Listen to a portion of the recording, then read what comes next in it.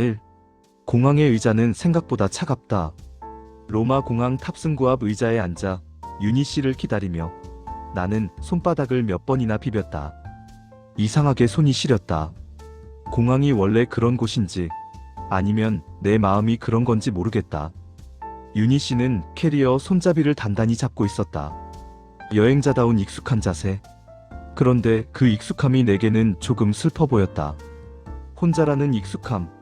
그건 사실 오래된 습관 같은 거니까. 내가 캐리어를 들어올리자 윤희 씨가 말했다.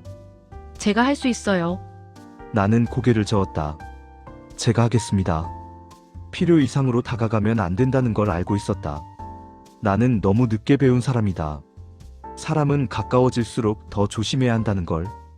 탑승이 시작되기 직전 나는 결국 질문을 꺼냈다. 윤희 씨, 한국 가서 연락드려도 될까요? 말이 입 밖으로 나오자 마음이 조금 떨렸다. 연락이라는 단어가 이 나이에 이렇게 무거울 줄 몰랐다. 연락은 시작이고 시작은 책임이다. 윤희 씨가 잠깐 멈췄다가 말했다. 그럼요. 짧은 대답이었지만 나는 그 안에서 윤희 씨가 꺼낸 용기를 느꼈다. 그리고 나는 더 말해버렸다. 무리하지 말고요. 윤희 씨가 편한 속도로. 그 말은 윤희 씨를 위해서였지만 사실은 나를 위한 말이기도 했다. 나는 누군가를 잃어본 사람이라 누군가를 붙잡는 방식이 서툴다. 그래서 나는 늘 천천히라는 말을 붙인다. 빨리 가면 무너질까봐. 비행기 안에서 나는 처음으로 다음을 생각했다. 비행기 창밖으로 구름이 지나갔다. 하얗고 무심한 것들이 끝없이 흐르는데 나는 이상하게 그게 위로가 됐다. 아내가 떠난 뒤 나는 다음을 생각하지 않았다. 내 인생은 이미 끝났다고 믿었다. 정년퇴직이 끝이었고 여행은 마지막 확인 같은 것이었다.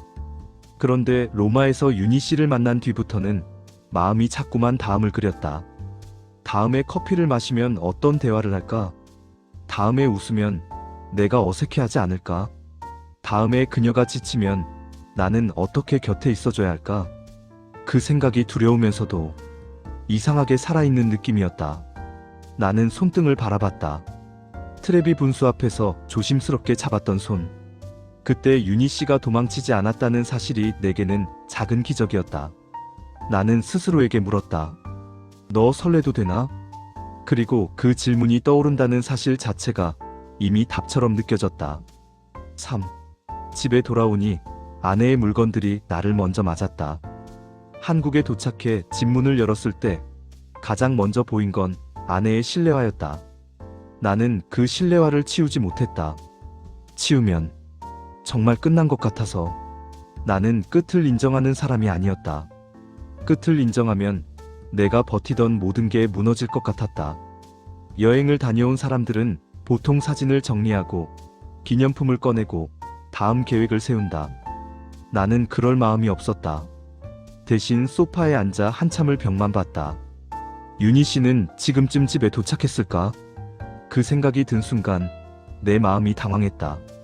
나는 누군가를 걱정하는 법을 잊고 살았다. 아내가 떠난 뒤 걱정은 죄책감이 되었으니까. 다른 사람을 걱정하면 아내에게 미안한 건 아닐까? 그런 생각이 습관처럼 올라왔다. 하지만 곧 또 다른 생각이 따라왔다. 아내라면 내가 다시 살아가길 원하지 않았을까? 나는 그 질문을 오래 품었다. 답을 내리지 못한 채. 4. 윤희 씨에게 먼저 연락이 오면 나는 흔들릴까봐. 나는 휴대폰을 몇 번이나 들었다 놨다 했다. 윤희 씨에게 도착하셨나요? 라고 보내면 그건 너무 빠른가?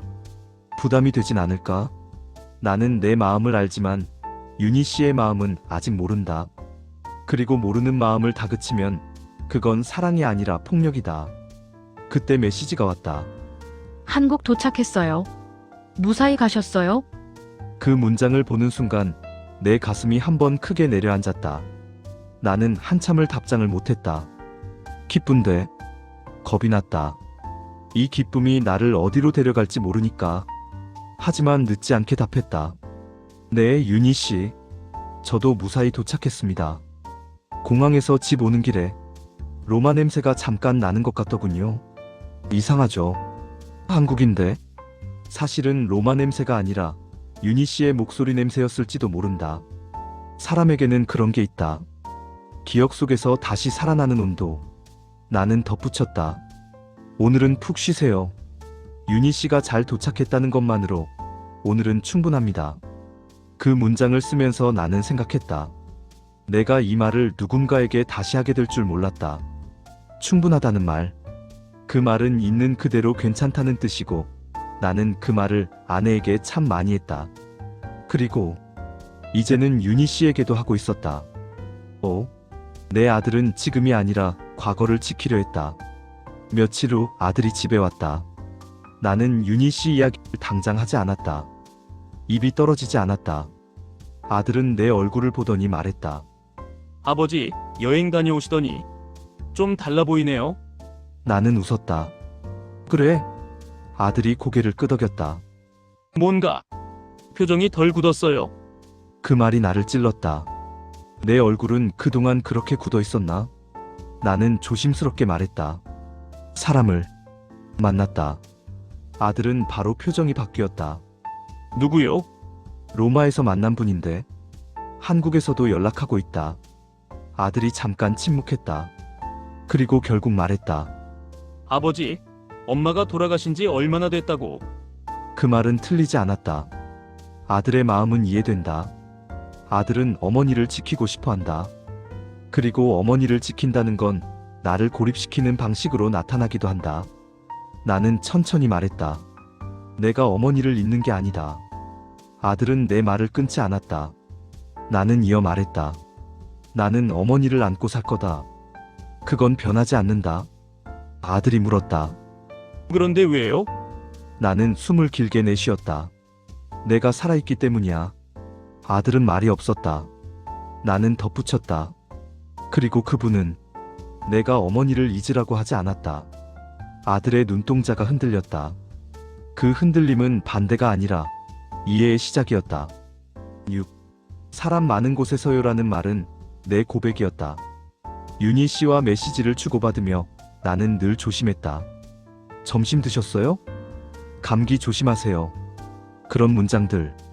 젊으면 이런 말이 별거 아닐 텐데 우리 나이엔 이런 말이 관심이 되고 관심은 곧 책임이 된다. 그래서 나는 한 걸음씩만 갔다. 그러다 결국 제안했다. 윤희 씨, 주말에 서울에서 커피 한잔 하실래요? 사람 많은 곳에서요. 사람 많은 곳. 그 말은 윤희 씨를 배려하는 말이었지만 내가 도망치지 않기 위한 장치이기도 했다. 조용한 곳에서 둘만 마주 앉으면 내 마음이 너무 빨리 뛰어버릴까봐. 그 마음을 윤희 씨에게 떠넘길까봐. 윤희 씨가 좋아요라고 답했을 때 나는 한참 화면을 바라봤다. 그리고 아주 작게 중얼거렸다. 그래, 해보자. 7. 서울의 카페에서 나는 여행보다 더 떨렸다. 카페 문을 열기 전에 나는 거울을 한번 봤다. 이 나이에 외모를 신경 쓰는 게 우습지만 나는 윤희 씨 앞에서 단정한 사람이고 싶었다. 그건 잘 보이기 위해서가 아니라 내가 그녀에게 함부로 마음을 던지지 않겠다는 표시였다. 윤희 씨는 이미 와 있었다. 단정하게, 그러나 지나치지 않게. 윤희 씨는 자기 자신을 포기하지 않는 사람이라는 걸 그 옷차림에서 느꼈다. 윤희 씨. 정우 씨, 내 이름이 그녀의 입에서 나올 때 나는 이상하게 마음이 가라앉았다. 사람이 내 이름을 불러주면 나는 존재가 된다. 우리는 로마 이야기를 했다. 트레비 분수, 피렌체 젤라또.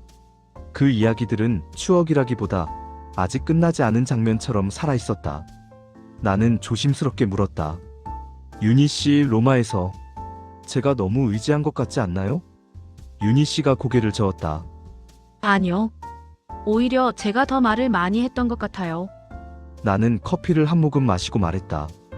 그때 윤희 씨가 없었으면 저는 여행이 아니라 도망이 되었을 겁니다. 그 말은 진심이었다. 나는 도망치려고 갔다. 그런데 윤희 씨가 나를 걷게 했다. 윤희 씨가 낮게 말했다. 저도요. 그 말 한 줄에 내가 혼자가 아니라는 느낌이 들었다. 8. 내가 먼저 전화를 건 건 확인이 아니라 부탁이었다. 카페를 나온 뒤 윤희 씨가 한 발짝 물러서는 걸 느꼈다. 다음 주는 조금 바쁠 것 같아요. 그 말이 틀리지 않다는 걸 알면서도 내 마음은 불안해졌다. 나는 아내를 떠나보낸 뒤부터 멀어짐을 견디지 못한다. 멀어지면 결국 떠난다는 걸 너무 크게 배워버렸으니까. 그래서 며칠 뒤 나는 전화를 걸었다. 윤희 씨, 괜찮으세요? 목소리를 듣자마자 내 마음이 조금 풀렸다. 문자는 안전하지만 목소리는 진짜다. 나는 부탁했다. 윤희 씨가 도망치지 않았으면 좋겠습니다. 말을 하고 나서 내가 너무 앞선 건 아닐까 후회가 올라왔다. 하지만 윤희 씨가 말했다. 제가 도망치고 있나요? 나는 웃음을 참으며 대답했다. 아니요. 도망치고 있는 건 저일지도 모르죠. 근데 윤희 씨가 멀어질까봐 제가 겁이 납니다. 윤희 씨가 잠시 침묵했다가 말했다. 저도 무서워요. 그 순간 내 마음이 내려앉았다. 아, 이 사람도. 나는 즉시 말했다. 저도요. 그리고 덧붙였다. 그럼 우리 무서운 채로 천천히 가요. 그 말은 윤희 씨를 붙잡는 말이 아니라 윤희 씨와 나를 동시에 지키는 말이었다. 밥 같이 먹을까요? 라는 문장은 내게 기도였다. 윤희 씨에게서 메시지가 왔다. 정우 씨, 내일 시간 괜찮으세요? 밥 같이 먹을까요? 나는 그 문장을 보고 한동안 숨을 못 쉬었다. 밥을 같이 먹는다는 건 우리 나이엔 여행보다 더 큰 사건이다. 그건 사람을 삶에 들이는 일이니까. 나는 곧바로 답했다. 네, 윤희 씨. 밥 같이 먹겠습니다. 그리고 저는 지금 참 고맙습니다. 고맙다는 말은 상대에게 부담이 될 수도 있다. 하지만 그 순간만큼은 그 말을 하지 않으면 내가 무너질 것 같았다. 나는 다시 사람을 믿어도 된다고 생각했다. 작은 식당, 따뜻한 국물. 윤희 씨가 수저를 드는 걸 보며 나는 마음속으로 생각했다. 이 사람은 나를 살게 한다. 그건 상대를 구원자로 만드는 말이 아니라 내가 다시 생활을 시작한다는 뜻이었다. 나는 조심스럽게 말했다. 윤희 씨, 이런 말 해도 될까요? 윤희 씨가 고개를 끄덕였다. 로마에서요. 트레비 분수에서 손을 잡았을 때 저는 마음속으로 이렇게 생각했습니다. 윤희 씨가 물었다. 뭐라고요? 나는 그녀를 바라보고 대답했다. 아, 이제 내가 다시 사람을 믿어도 되겠구나. 그 말을 하고 나서 나는 윤희 씨가 도망칠까봐 잠깐 겁이 났다. 하지만 윤희 씨가 말했다. 저도 그런 생각했어요. 나는 그 순간 겨울 밖에서 봄 냄새가 나는 걸 느꼈다. 나는 조용히 말했다. 그럼 우리 조금만 더 가볼까요? 윤희 씨가 대답했다. 조금만. 근데 이번엔 도망치지 않고. 나는 고개를 끄덕였다. 저도요. 도망치지 않겠습니다. 국이 따뜻했고 마음도 조금씩 풀렸다. 나는 알게 됐다. 나는 로마에서 사랑을 찾은 게 아니라 다시 살아갈 이유를 찾았다는 걸. 그리고 그 이유가 어쩌면 윤희 씨라는 사람일지도 모른다는 걸. 나는 사랑을 다시 시작한 게 아니라 살아있는 나를 다시 시작했다. 그리고 그 시작에 윤희 씨가 있었다.